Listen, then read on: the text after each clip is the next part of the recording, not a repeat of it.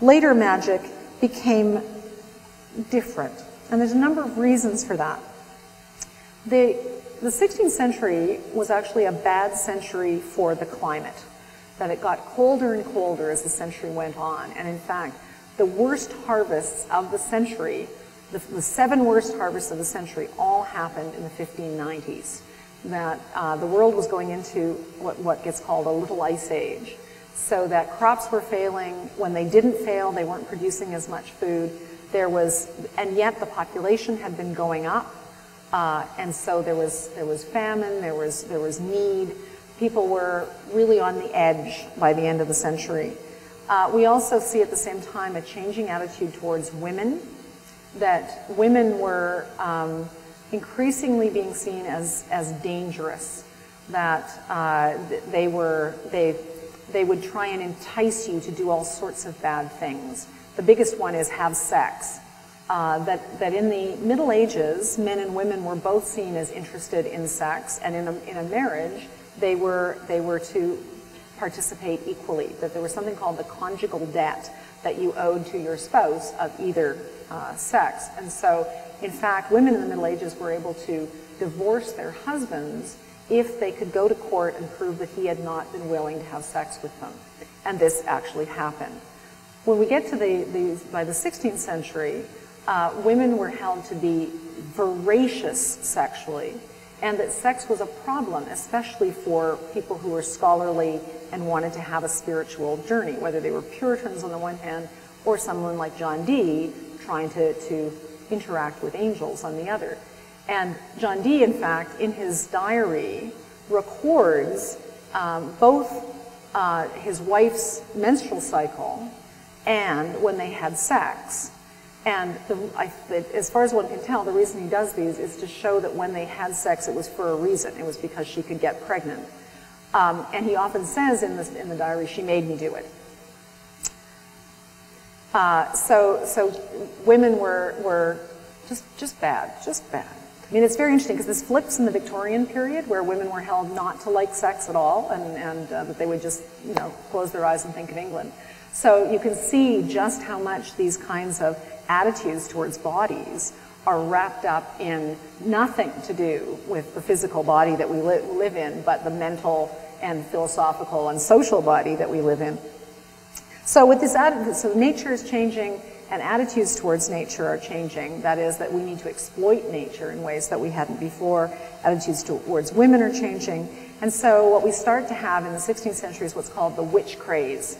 That is, that there is a series of terrible incidents through Germany, England, and the New World in Boston, in Massachusetts, where a number of women and some men are accused of witchcraft and are killed in various ways. So depending on the law of the land, they're burned, they're drowned, they're hanged, and there becomes a kind of craze where they, under torture, of course, start accusing each other.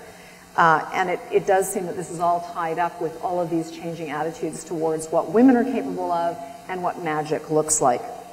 Most witches by the 16th century are being accused of sleeping with the devil, and that they look for the devil's marks on women. That's what you're seeing in that picture. That's the devil in the middle. I'm not quite sure what those babies are doing, but it's not good. And this is true of other parts of the magical world as well. That is, that we're having a changing attitude towards what we can do with nature. It's more dangerous, but it's way more powerful than it ever was.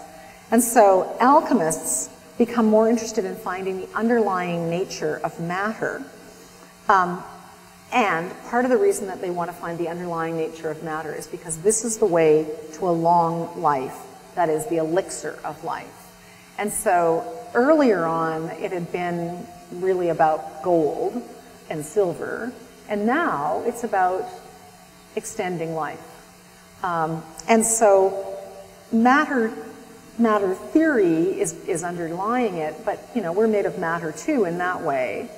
And what's also underlying it is the spirituality of this, that alchemy takes you on a spiritual journey where your soul can move from base metal to gold because you want to have a gold soul. That's what you aim for. Just don't have sex. That's all I'm telling you. So it probably is no surprise that we see alchemy as a very important area of research for a number of very important scientists in the 16th and 17th century. For example, Robert Boyle and Isaac Newton. That it's relatively unknown that, although not so much today, that Isaac Newton was interested in alchemy.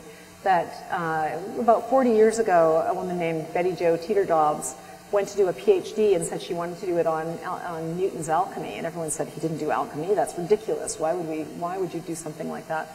But she persisted, and what she's discovered is he actually spent more time working on alchemy than he did on gravity or mathematics or physics. The only thing he spent more time doing than alchemy was biblical exegesis. That, for example, he copied out the Bible by hand at least 2 times in his lifetime.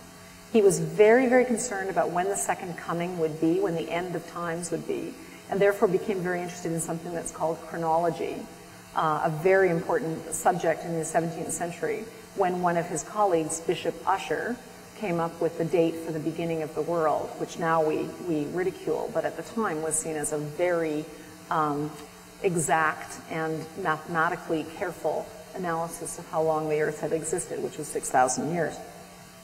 So it gives us a kind of different picture of Newton, the rationalist, when we realize that what he was really interested in, I mean, he may say, I don't make hypotheses, but what he was really interested in is what was underlying nature. How was his connection to that spiritual world happen? Interesting also because he was a Unitarian. He didn't believe in the divinity of Christ, so, which was something he had to keep to himself because he would have lost his position at Cambridge, which eventually he leaves Cambridge and becomes the head of the mint, largely because he did all this alchemy, and therefore he could tell whether people had counterfeited coins. So turns out alchemy had that other practical function as well. Oh, there he is. Isn't he handsome? Francis Bacon was actually is also a contemporary, and he was actually concerned about alchemy. So in many of his works, he was critical of alchemy, in part because it was secretive. And for Bacon, the most important thing that we needed to do in science was to lay bare our knowledge of it and to share that knowledge in certain ways. But he believed that we should have control over nature and understand its inner workings. His most famous aphorism is knowledge is power. And he really did believe that once we understand how nature works, we can bend it to our will. That if we do experiments on nature, we twist the lion's tail and the lion roars, and then we see what's going on. It's probably not a coincidence that Francis Bacon under James I in the 17th century was responsible for the oversight of torture for heretics and traitors. And the reason that he felt torture was important is because under duress, people must tell the truth. And likewise, in an experiment on nature, under duress, it must tell the truth. That's important to know because when we think about torture today, we can't imagine any reason in which, any place in which it could have a rational context, because we would now believe that people will say anything for torture to stop.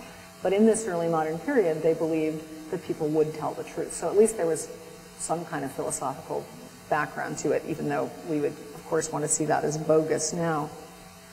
There's one final thing that I'll say before I wrap up here, which is that there is, of course, another source of the elixir of life in this period, and that is the New World, the fountain of youth, El Dorado.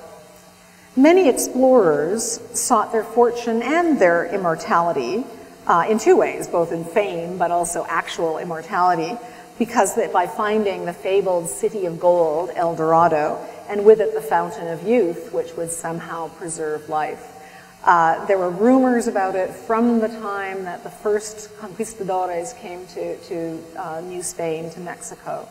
And many explorers who went native, as it were, went off into the bush with local tribes, would come out years later with stories about how there were people who had lived for hundreds of years in a kind of biblical way, like Methuselah, right? This was part of how you got back to that pre-fall moment when people lived for so long. We certainly see, did I put his name down? No, I didn't. That we certainly see Sir Walter Raleigh as embarked on this. He staked his fortune with finding El Dorado and the Fountain of Youth. And in fact, he gets put in prison for a time in the Tower of London and eventually persuades James I to give him one more chance.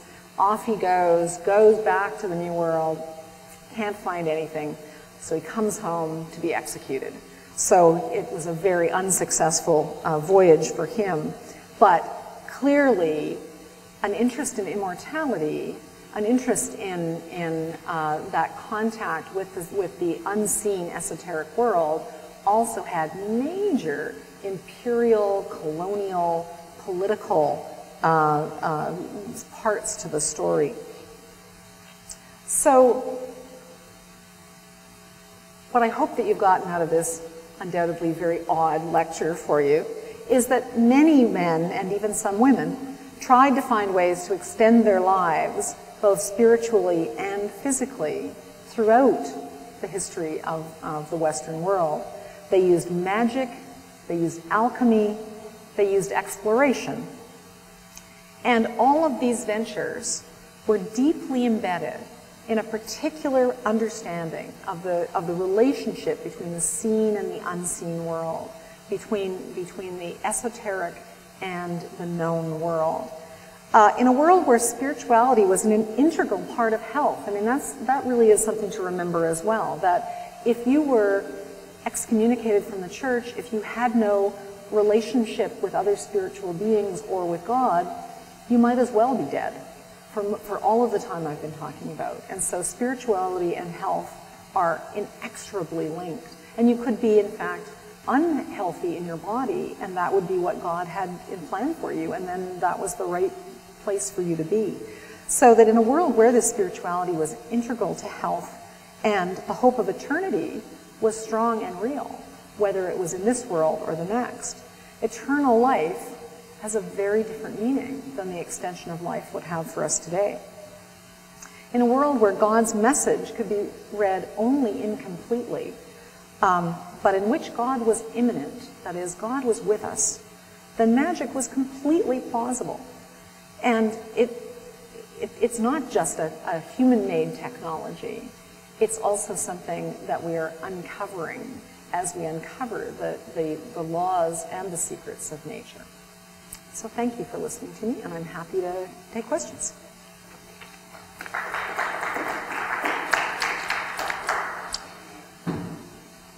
So the whole idea about secrets, I think, it is very important how people feel about technology and whether it's a good or bad thing. If you think about stealth aircraft, that was a genuine secret for about 15 to 17 years. Mm-hmm. The military had it, people didn't know about it, and then suddenly they did. They didn't know how it worked and they couldn't reproduce it, but they knew that it existed. It makes one feel very insecure and kind of paranoid if you think we're 15 to 17 years behind in general. That, you know, the military in all, you know, developed countries has things we don't know about, and the bad people in the world also have things we don't know about, and it makes, you know, technology something very malignant if indeed we're that far behind. So I think secrets become crucial. Most people today don't think we're that far behind. They don't think that we are, you know, a whole generation behind in terms of what we know and what, you know, the military has and that sort of thing. I mean, the way I would push you back on that a little bit is to say that at some level that's always been true. That there have always been secrets that the majority of people do not know, and there are things that we will never know. And some of that is about politics and you know, reasons of state and all that kind of thing. Some of it is about copyright and that kind of thing. And the question is, well, a question is, do we need to know everything? I mean, that knowing things that we can do nothing about make our life less good, perhaps, than ignorance of them. So I don't know. I mean, I would say, you know, when I look at, if you look at the people living in the 16th century, the majority of them knew nothing about anything. I mean, they had never seen a ruler. They had no idea how taxes were collected, or, you know, anything really. And so their knowledge of the world was a very particular piece of that world. And yet they lived and died in a very whole, complete, rich, full life. And I mean, I don't know quite what I want to say about the modern world, where we hunger to know everything, and yet we don't know it well enough to do anything about it. You know, it's a very tricky Well, thing. it has to do with privacy also. You can imagine that a time will come where there'll be nanobots we can't see that can be in the air, that can visualize everything. There will be these little tiny cameras that nobody knows are there. And in other ways, everything we do will be surveilled and witnessed. And so, in a sense, you're quite right. I mean, we don't need, and most of our lives are so incredibly boring that nobody else needs to know about them, right? I mean, it's not that we have the right to privacy, it's that it's so mundane what we're doing at the moment that why should there be a video, a picture? It's just not warranted. At least that's what we all hope, right? You know, I was going to go in a different direction there, that sociologists of knowledge have spent an amount of time talking about something that's called black boxing, where we only know what goes into a process and what comes out of it. Right. And it's mysterious to us what's in the middle of that. And sometimes that is knowable, and sometimes it's just not knowable.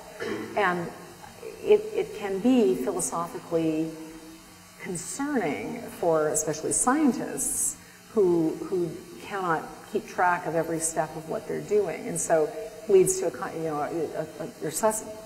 suspicion about whether we can trust the final outcome. I mean, that's the other side of saying, well, maybe we just don't want to know things that we have no control over. The problem is, how can we know that we don't have control over them if we don't know what they are? An example of this in history of science, which I've always thought was very instructive, is the experimental physicists just before the Second World War, who were starting to develop a way to look at atomic tracks of how did subatomic particles, how did they actually move, and how did they interact. And the way they did this was by exposing Kodak plates in a kind of Millikan oil drop apparatus. But the problem was that Kodak would not tell them the chemistry behind the plates, so they had no way of being able to judge what was happening on the film. And they actually used women who mostly this was again in England, were mostly immigrants from Germany, to painstakingly put together the hundreds and hundreds of photographs that would actually tell you how this was happening. And the scientists didn't really know what they were doing. And as it turned out, those women had particular skills that could not be replicated by the scientists. And the way they found this out is that many of them were put into concentration camps when the Second World War started, because they were German and Eastern European. And these scientists would have to like bicycle out to these concentration camps to get help from these women, because they had no idea how to do this. And it meant that the experimental physicists were very unsure about what they were seeing. And they were being told by the theoretical physicists that they were second-class citizens anyway, that they weren't thinking the big ideas, they were just doing silly experiments, and what would that mean? And so it really did, the whole thing meant that they were very uncertain of how the atom worked for a very long time. And one can argue that it was really the theoretical physicists that took the lead in what would become the Manhattan Project, because the experimental physicists were kind of off to one side. So, you know, there's an example where there's just too many things that people are going to have to know. Are there other questions? Earl, you must have something here. Well,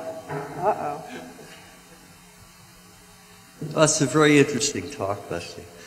I guess what I'm most interested in is how medicine became as grand as it is now. Sorry, say that again. Yeah, how medicine became, you know, so overwhelmingly important, and how that related to what happened in the Middle Ages and in the Renaissance. Is there a transitional phase there that you see, or? Yeah, I was moving out, and then I realized that probably the light is right here, so I'll stay here. I think that it would be wrong to see medicine as the most important subject in this early modern period. I think if you look, partly because the academic side of this was useless, frankly. That is that university-trained physicians, as far as I can tell, nothing they did was helpful in any way. So that when you look at medicine in this early period, the people who actually could cure things were these wise women in the communities, because they actually, you know, manipulated the body, and that they actually did this by trial and error, that it had been very instrumental. Whereas those who got a Bachelor of Medicine degree, they knew how to cast horoscopes, they knew how to examine urine, but they never touched a body. And part of the reason they never touched a body is because there was a different guild for that, the barber surgeons. And the barber surgeons were really barbers who had saws and so could amputate and that sort of thing. And this actually is a huge problem in Europe well into the 19th century, because the physicians couldn't do anything about drugs, and it was actually the pharmacists who could do something with drugs. Gradually, the physicians also learned drugs so that they could give drugs, and then that's what they did, because they couldn't touch the body. They couldn't examine bodies, so you just get patients to tell you what was happening. So people didn't have much faith that a doctor was really going to help them all that much. And in fact, people became their own physician in many ways, that there were lots of books once printing started that allowed you to learn how to cure. There were sort of recipe books that told you how to cure yourself.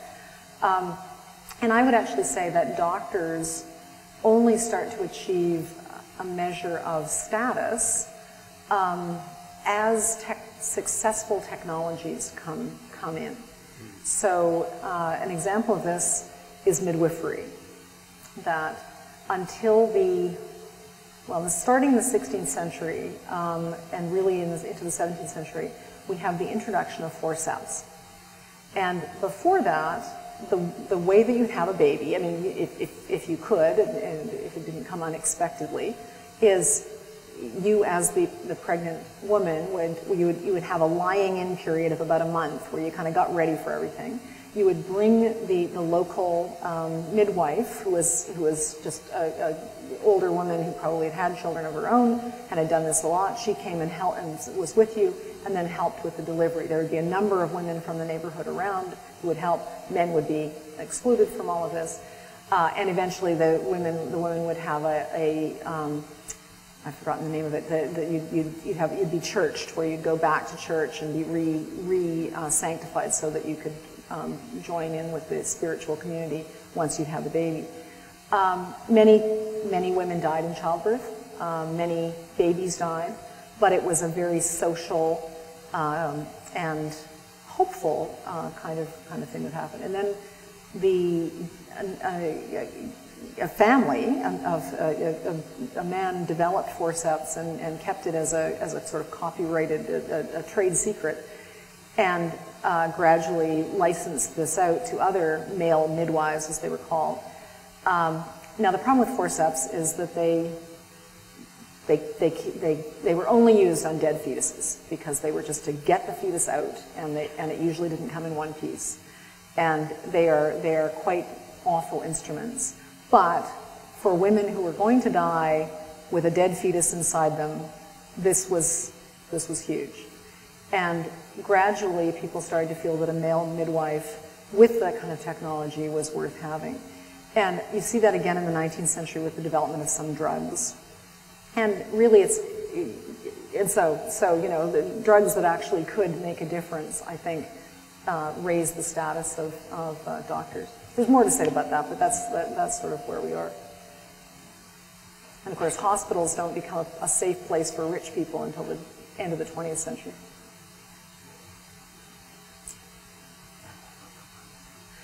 It's okay. Stupid questions are good too. Questions?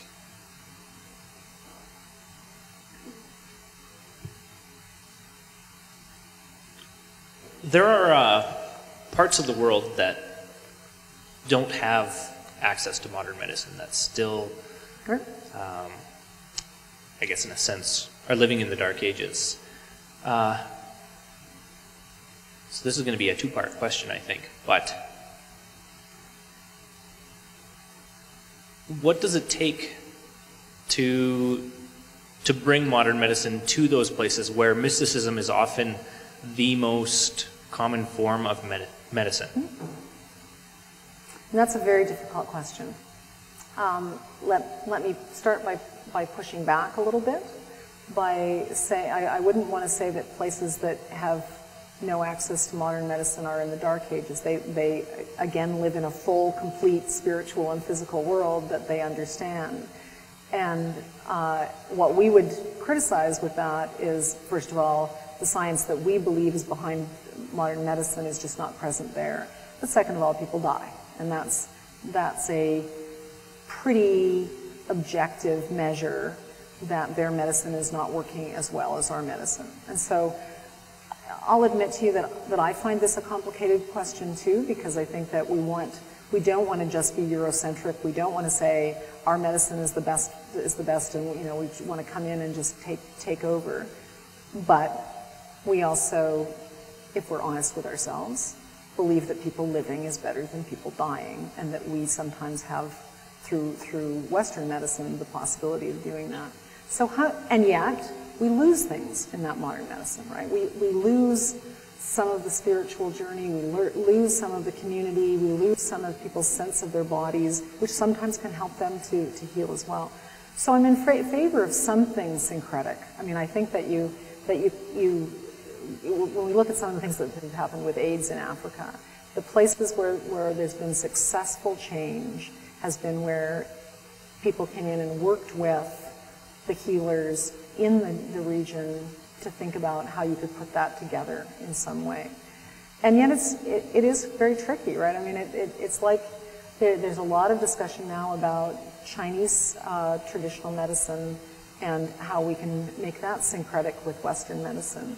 And I bet that there are people in the room, and I would probably be one of them, that would be a little skeptical about that.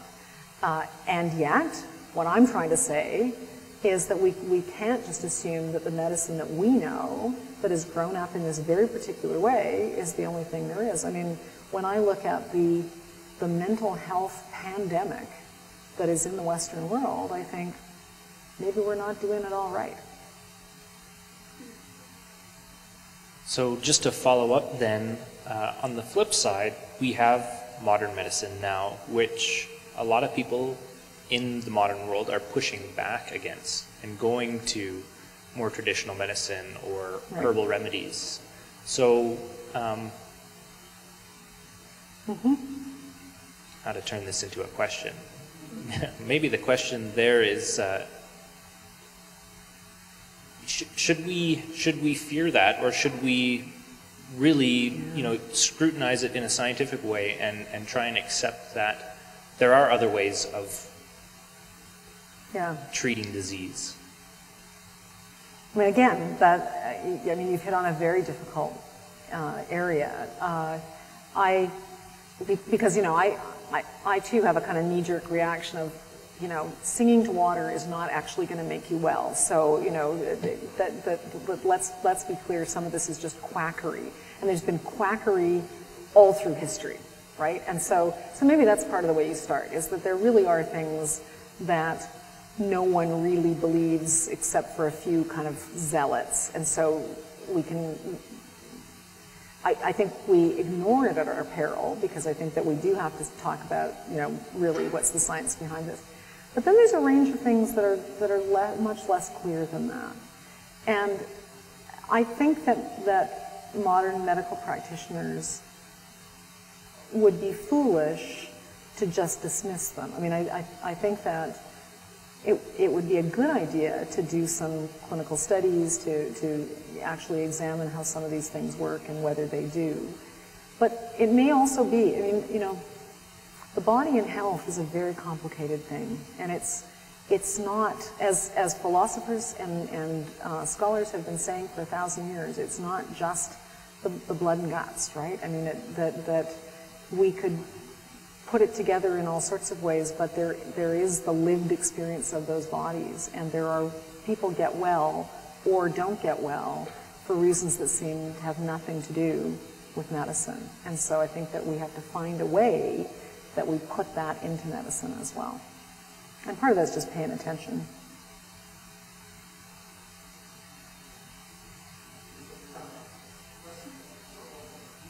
Good. If you don't mind. Oh, he has another one. Oh. Okay, you can wait a minute. Oh, go ahead. Oh, he says go ahead. This one's pretty far out there, because we were talking about magic and about witchcraft and about really kind of the pursuit of knowledge in that vein. And in modern times, a lot of the discoveries that we take for granted, like the structure of the benzene ring or the structure of DNA, came from what many people consider mystical experiences, so dreaming or using LSD or amphetamines. At least so the story goes, but yes. Yeah, so the story goes, but in a lot of individual cases, whether you believe in that or not, but are we missing out as scientists by excising the mystical and the religious experiences that many people had? I mean, probably yes. I mean, I certainly think there's actually been a lot of talk now recently about how inspiration works for scientists and doctors, what is the path of discovery, right? That discovery is not just hard work and sort of putting one stone on top of another. There are those aha moments. There are those moments of intuition, and so that's a kind of low level of that perhaps. But I do think that we need to see that as part of what guides us. And again, when I think of physicians and doctors in general, that because the body is complicated, because people are complicated, you're often using your intuition about listening to the whole person and figuring out, well, I think this is going in this direction. My cousin is an OB-GYN, and she says, I listen to things and I think, well, I could go through my medical text and say, okay, it could be this, could be this, could be this, could be this, but it's likely this. And so I have to judge on the basis of knowing that person and knowing where she lives and what her circumstances are. So I think that definitely goes into it. I'm not, taking LSD and stuff, I'm not quite so sure about, although I recommend, you may or may not know Erica Dick, who used to teach here. She's written a great book on the beginning of LSD treatment for psychiatric illnesses that started in Saskatchewan in the 50s, which is a must read, I tell you. It's where the term psychedelic came from, so there you go. Yeah, I think some of your comments earlier about what people's beliefs are and how that all comes together. I guess in a modern world and what our beliefs and what our core values are. We talked, somebody mentioned earlier about people that are in the dark ages. What's to say that whatever connects them to what their beliefs are and what, if they're living their lives properly, doesn't necessarily have to be the same of what everybody else's is. No, I absolutely. I mean, I believe that we are in the midst of an existential crisis because of our lack of connection in the Western world. And I am not convinced, I say this is not my area of research, it's just my belief as a human being, but I do not believe that all the social media in the world makes up for that. And so we've lost something, and we need to recognize that, you know, we may look at other cultures either historically or geographically or whatever and think, oh, that seems ridiculous, but we don't have all the answers. And I really do think that social connection, that spiritual connection, and I don't say that as saying we should all become a particular religion or anything like that, but we forget that at our peril, I guess is what I would say. Well, I think your point is very valid in the sense of when you look at community and how all the pieces come together, where, you know, an individual can make a big difference on all themselves, but when you put a bunch of people together, that, like you say, the aha moments that come through, where when you put 4 people together, you never know what's going to come out of it. When people start sharing ideas and sharing some of that energy moving together, that as individuals could never get there. And I think that's the part that I think may be missing. And when you talk about medicine today, getting back to the original discussion, the focus on medicine is more on sickness and what to do to get back to health. And, you know, when you talk about placebos and all that kind of stuff, and some things that people go through that have those aha moments, and their lives change dramatically from a health perspective, and focus on what's important. It's almost to look, maybe the reverse of it is, the focus should maybe be people that are very healthy and low stress and in that type of environment. What makes the difference for that, in the sense that, you know, when I look at the chaos of the world today with heart disease and all that stuff, that the focus of all of our research is on people that are sick and how to get them well. Maybe it should be more proactive in the sense of, what is it that the people that are healthy, what are they doing right that the majority isn't doing? Has there been studies like that on, you know, we don't seem to see a lot of that. Right. Yeah, I mean, I was struck, I guess it was in this morning's paper, there was the article about the reduction in the number of bypass operations and the reduction of cardiac illness in Edmonton just in the last decade. And it seems to me pretty clear that it correlates very well to the smoking bans that have made it more and more difficult for people to smoke. And so there's an instance where behavior turns out to be way more important than any Lipitor or, you know, any drugs we can imagine. And I know that people know that, and you know, that's, you hear that all the time. But I also think that we're a society that believes that medicine should cure us. And you know, I can have all my social constructivism and all that kind of stuff, and I go to the doctor and I want to know what's wrong and I want to know how to fix it right away. So it's not like medicine is making this up either. It's what when I think back to this early modern period, people put up with a lot of discomfort, a lot of pain. People would have been in chronic pain all the time. And we just, you know, we get a cold and, you know, we're like, oh, call my mom. We don't believe we should ever be in pain. And so I think that's, at one level, that's fabulous that we have a society in which that could even be possible. But it does mean that we want particular instrumentality from medicine.